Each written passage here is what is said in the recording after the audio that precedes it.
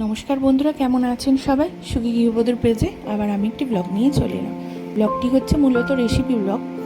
এটা দেখতেই পাচ্ছেন কাঁচা আমের চাটনি, যেটা আমাদের গরমের সবারই খুব প্রিয়।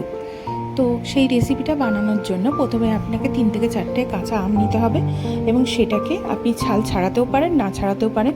আমি ছাল দিয়েই খেতে পছন্দ করি। তো কাঁচা আমগুলোকে কেটে নিয়ে আধ ঘন্টার জন্য নুন জলে ভিজিয়ে রাখতে হবে। এটা হচ্ছে কষটা উঠে যাবে। এবং তারপর আপনাকে একটা বাটা মশলা, গুঁড়ো ঝুরঝুরে মশলা মতন বানিয়ে নিতে হবে। সেটা হলো মৌরি, 5 ফোড়ন, শুকনো লঙ্কা, জিরে। এটাকে ভেজে আপনি সাইডে রেখে দেবেন।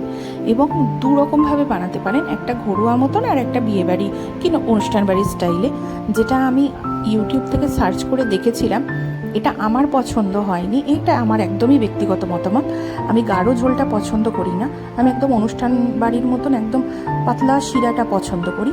তো প্রথমটা আগে বলি, আমি যেটা ইউটিউব দেখে প্রথমে উনি আমটাকে সেদ্ধ করে নিয়ে, সেদ্ধ আমটা তেলের মধ্যে আপনার হচ্ছে যে জিরে, 5 ফোড়ন, শুকনো লঙ্কা, তেজপাতা ফোড়ন দিয়ে ওটা দিয়ে দিল।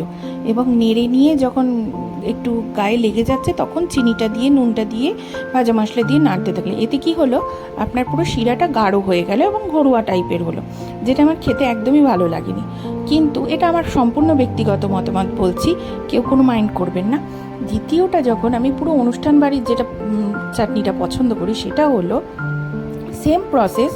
আপনি তেলের মধ্যে 5 ফোড়ন, জিরে, আপনার শুকনো লঙ্কা, তেজপাতা দেবেন, কিন্তু তারপর আপনি একটু জল ঢেলে আগে চিনিটা দিয়ে দেবেন।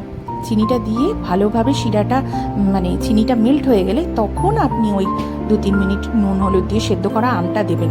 এবং দেখুন, দ্বিতীয় দিনে যখন আমি কড়াইয়ে করছি, ঝোলটা দেখুন আপনি, শিরাটা কতটা পাতলা। এবং এইভাবে আমার করে খেয়ে ভালো লাগছিল। এবং আপনি দেখুন, আমি খুন্তি করে তুলে দেখাচ্ছি শিরাটা কতটা পাতলা হয়েছে।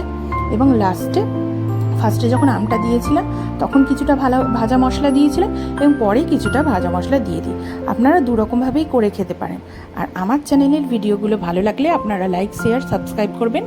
এবং আমার একটি ফেসবুক পেজও আছে সুখী গৃহবধূর নামে, চাইলে আপনারা ফলো করে আমার পাশে থাকতে পারেন।